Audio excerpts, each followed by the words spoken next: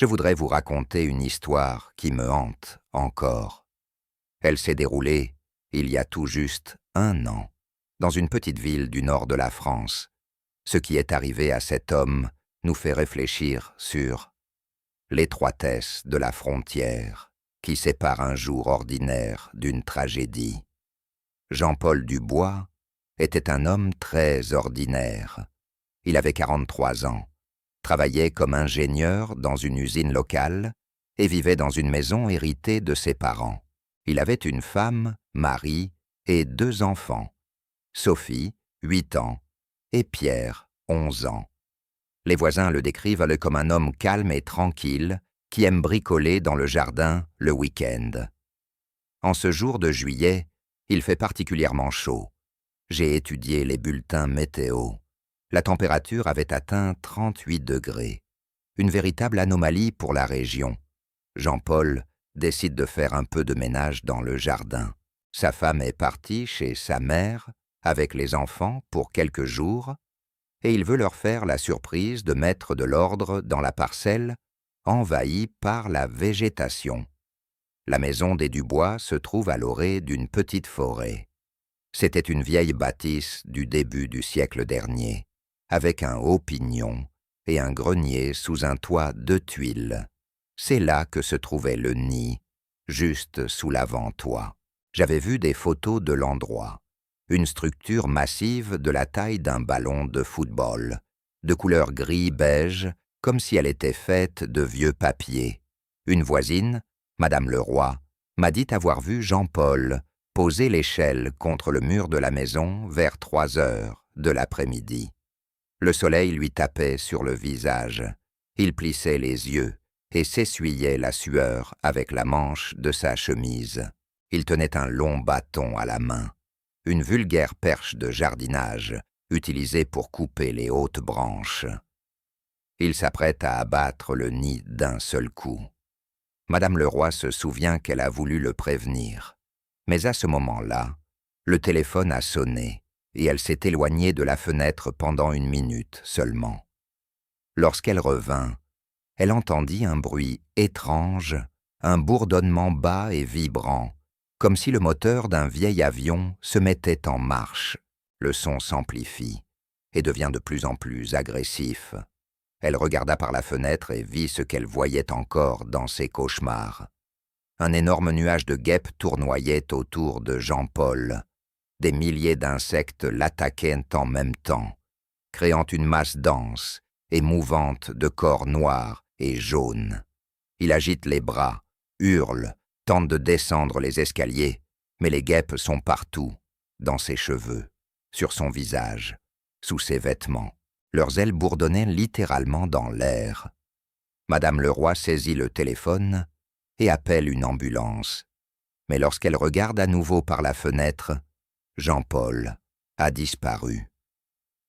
L'échelle est au sol et la nuée de guêpes se dissipe lentement, retournant au nid endommagé. Un silence inquiétant règne dans la cour, rompu seulement par le bourdonnement d'insectes sporadiques. L'équipe de secours est arrivée 12 minutes plus tard. J'ai parlé au contremaître, un secouriste expérimenté avec 20 ans d'expérience. Même lui a admis qu'il n'avait jamais rien vu de tel. Jean-Paul gisait au pied de la maison, inconscient.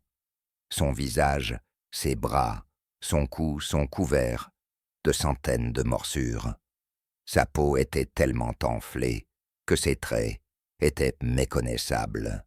Il a été transporté à l'unité de soins intensifs de l'hôpital de district. Le médecin qui s'est occupé de lui, le docteur Martin, m'a donné les détails. Jean-Paul a eu une réaction allergique massive, un choc anaphylactique dû à de multiples piqûres. Son corps ne pouvait tout simplement pas faire face à la quantité de poison. Sa tension artérielle a chuté de façon critique. Sa respiration est devenue superficielle. Son cœur battait à peine. L'hôpital a lutté pour sa vie pendant près de 24 heures. On lui a administré de l'adrénaline, des hormones. On l'a branché sur un respirateur. Mais le poison a déjà fait son œuvre. Le lendemain, jeudi matin, Le cœur de Jean-Paul s'arrête. Les médecins constatent son décès à 6h43. Il s'agit d'une défaillance aiguë de plusieurs organes due à une réaction allergique massive. En étudiant le rapport médical, j'ai été frappé par un fait. Jean-Paul avait plus de 300 piqûres sur le corps. 300. Cela signifie que chaque guêpe du nid détruit l'a attaqué plusieurs fois.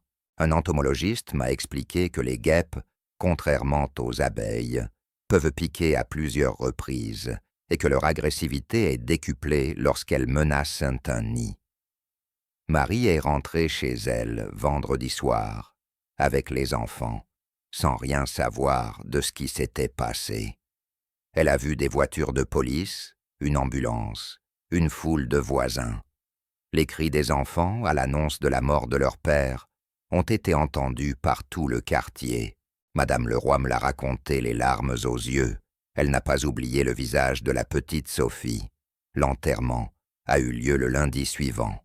J'étais là, parmi les centaines de personnes venues assister au départ de Jean-Paul. Des collègues de l'usine, des voisins, des parents. Tout le monde en était choqué par la fin soudaine et ridicule de la vie de cet homme. Le prêtre a dit que Dieu agissait de manière mystérieuse, mais j'ai vu une seule question dans les yeux des gens. Comment cela a-t-il pu se produire? Après les funérailles, j'ai eu une longue conversation avec un entomologiste de l'université locale, le professeur Dupont. Il m'a expliqué les particularités du comportement des guêpes. Ce sont des insectes sociaux qui vivent en grande famille. En juillet, leur colonie atteint son apogée, jusqu'à 5000 individus dans un seul nid. Lorsqu'un nid est attaqué, les guêpes libèrent des phéromones d'alarme qui mobilisent instantanément toute la famille. Le professeur m'a montré des photos d'un nid détruit. Une énorme structure de minces nids d'abeilles construites à partir de bois mâché et de salive d'insectes. À l'intérieur, des centaines de cellules avec des larves, des réserves de nourriture, un système de ventilation complexe. C'était une véritable ville menacée par un géant armé d'un bâton. Les guêpes ne protégeaient pas seulement leur maison, elles protégeaient l'avenir de leur espèce. Ce qui me frappe le plus dans cette histoire, c'est sa banalité. Jean-Paul faisait ce que font des millions de personnes dans le monde. Il nettoyait son jardin pour se débarrasser d'insectes qui le dérangeaient. Il ne savait pas qu'il s'agissait d'un nid de guêpes, l'une des espèces les plus agressives. Il ne savait pas que le mois de juillet est le plus dangereux pour ce genre d'opération. Il ne savait pas qu'il pouvait être allergique. Marie et les enfants ont déménagé chez ses parents dans une autre ville. La maison a été vendue 6 mois plus tard. Les nouveaux propriétaires ont démoli l'ancien bâtiment et construit un chalet moderne. Mais les habitants de la région se souviennent encore de cette terrible histoire. Madame Leroy m'a dit que maintenant, lorsqu'elle voit un nid de frelons, elle appelle immédiatement un service spécial. J'ai contacté plusieurs entreprises spécialisées dans la désinsectisation. Elles disent toutes la même chose. Le nombre d'appels augmente chaque année. Les gens ne se rendent pas compte de ce à quoi ils ont affaire. Ils voient un nid, prennent un bâton ou un pulvérisateur et passent à l'attaque. Beaucoup de gens se font piquer, mais la plupart ont de la chance. Seules quelques guêpes les piquent. Jean-Paul n'a pas eu cette chance. Les experts m'ont expliqué la technique pour enlever les nids en toute sécurité. Cela se fait tôt le matin ou tard le soir, lorsque les guêpes sont moins actives. Des combinaisons spéciales, des insecticides professionnels et de longs tuyaux sont utilisés. Même les exterminateurs expérimentés prennent ce travail très au sérieux. Un seul faux pas, et vous pourriez connaître le même sort que Jean-Paul. Le docteur Martin m'a parlé d'autres cas de piqûres massives d'insectes qu'il avait observés dans sa pratique. Ils ne sont pas nombreux, mais tous sont mémorables. L'apiculteur, qui ne portait pas de combinaison de protection. Le randonneur, qui a accidentellement marché sur un nid de frelons en terre. L'enfant qui a jeté une pierre dans un arbre creux où se trouvaient des abeilles sauvages. Dans la plupart des cas, les personnes survivent, mais les effets peuvent les hanter pendant des années. L'allergie aux piqûres d'insectes se développe progressivement et de manière imprévisible. Une personne peut tolérer calmement des piqûres isolées toute sa vie, puis subir soudainement un choc anaphylactique à la suite d'une seule piqûre. Les médecins ne peuvent toujours pas prédire avec précision qui développera une telle réaction. C'est comme la roulette russe, on ne sait jamais quand la balle fatale tombera. L'histoire de Jean-Paul a fait la une des journaux locaux, mais a été rapidement oubliée. Il y a des milliers de tragédies dans le monde chaque jour, et les gens n'ont pas le temps de penser à chacune d'entre elles. Mais pour moi, cette histoire est devenue un symbole de la fragilité de la vie humaine, de la rapidité avec laquelle un jour ordinaire peut se transformer en dernier. Un pas imprudent, une mauvaise décision, et c'est fini. Je pense souvent à la famille de Jean-Paul. Marie a dû expliquer aux enfants pourquoi papa ne revenait pas à la maison. Comment expliquer à un enfant de 8 ans que son père est mort d'une piqûre d'insecte, que ce ne sont pas de méchantes guêpes qui l'ont tué, mais un accident évitable? Pendant longtemps, Sophie a eu peur de sortir dans la cour, et Pierre s'est reproché de ne pas avoir été avec son père ce jour-là. 1 an s'est écoulé, mais l'histoire continue. Madame Leroy se réveille encore de cauchemars, où elle voit un nuage de guêpes dévorer un homme. Les collègues de Jean-Paul, à l'usine, connaissent par cœur le numéro de téléphone du service de désinsectisation. Et chaque fois que je passe devant un nid de guêpes, je pense au pouvoir qui se cache derrière cette structure de papier disgracieuse. La nature n'est ni mauvaise ni bonne, elle est tout simplement. Les guêpes protègent leur maison en suivant des instincts établis par des millions d'années d'évolution. Jean-Paul suivait lui aussi un instinct. Il voulait sécuriser son territoire. Les 2 forces se sont affrontées dans un combat inégal, et l'homme a perdu. Non pas parce qu'il était plus faible ou plus stupide, mais parce qu'il a sous-estimé son adversaire. Cette histoire m'a appris à respecter ce qui semble petit et inoffensif. Chaque être vivant sur cette planète lutte pour sa survie, et cette lutte peut être impitoyable. Nous avions l'habitude de nous considérer comme les maîtres de la nature, mais celle-ci nous rappelle parfois qui est le véritable maître, de manière brutale, rapide et définitive. En approfondissant cette affaire, j'ai découvert des faits surprenants sur le monde des guêpes qui m'ont permis d'envisager cette tragédie sous un angle nouveau. Le professeur Dupont m'a donné accès à ses recherches, et ce que j'ai appris a dépassé mes espérances. Il s'avère que les guêpes ne sont pas seulement des insectes agressifs, mais une société très organisée, avec sa propre hiérarchie et ses propres lois. Dans le nid que Jean-Paul avait détruit, il y avait environ 4000 guêpes. Chacune connaissait sa place dans la colonie. Ouvrières, soldats, nounous, bâtisseuses. Elles avaient un utérus qui pondait jusqu'à 100 œufs par jour. Imaginez, 4000 créatures pour qui ce nid était tout. Une maison, une crèche, une forteresse, un temple. Soudain, un géant apparaît, capable de tout détruire d'un seul coup de bâton. Le docteur Marcel Bernard, toxicologue dans une clinique parisienne, a accepté de me conseiller sur les effets du venin de guêpe. Il m'a expliqué que chaque piqûre injecte dans le sang un cocktail de protéines, d'enzymes et de substances bioactives. Une piqûre est normale pour une personne moyenne. 10 piqûres provoquent une douleur et un gonflement important. 100 piqûres peuvent entraîner une intoxication. Mais 300 piqûres sont un désastre pour l'organisme.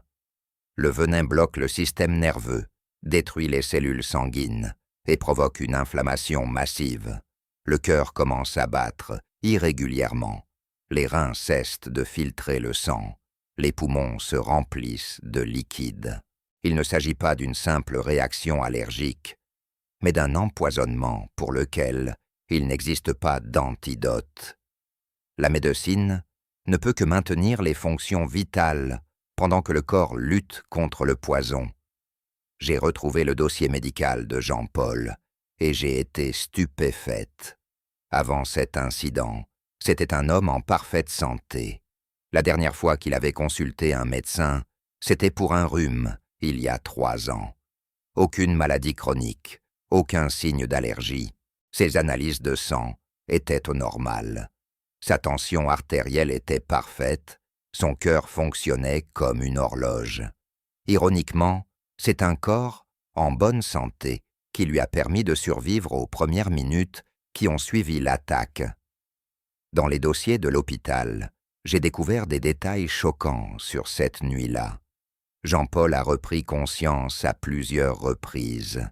Une infirmière a noté ses paroles. Ils sont partout. Je ne peux pas respirer. Sauvez les enfants. Il délirait, voyant des guêpes même dans le service de soins intensifs. Le poison affecte non seulement son corps, mais aussi son esprit, provoquant des hallucinations et des crises d'émeutes de panique. À 3 heures du matin, son état s'est considérablement détérioré. Sa tension artérielle est tombée à un niveau critique et son cœur bat de plus en plus faiblement. Les médecins lui administrent de puissants stimulants, mais son corps est déjà en train de lâcher. Aux petites heures du matin, l'agonie a commencé, la dernière lutte du corps pour la vie. Le personnel médical fait tout ce qu'il peut, mais il est trop tard. Le poison avait gagné.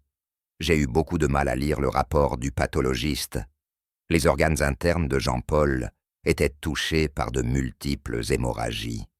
Son foie était hypertrophié, ses reins pleins de toxines, ses poumons pleins de liquide. Mais le plus frappant, c'est son cœur. Il était littéralement surchargé, essayant de pomper le sang empoisonné dans tout son corps. Même après sa mort, le visage de Jean-Paul portait encore des traces de morsures, des points sombres, témoins de sa dernière bataille. 1 mois après l'enterrement, j'ai décidé de voir Marie.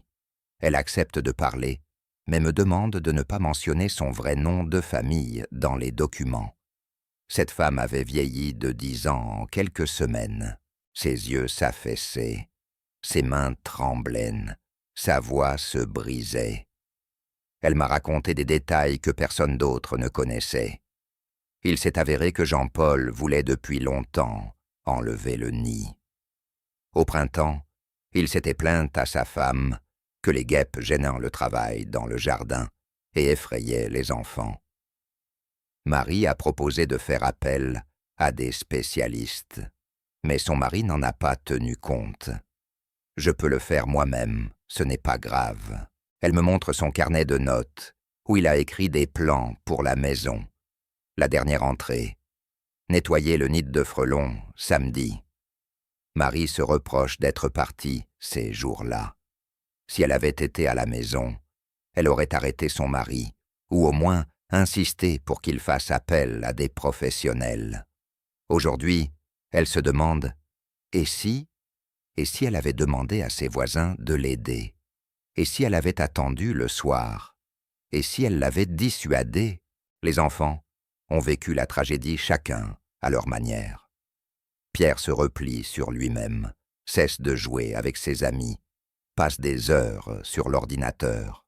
Sophie, au contraire, est devenue très active.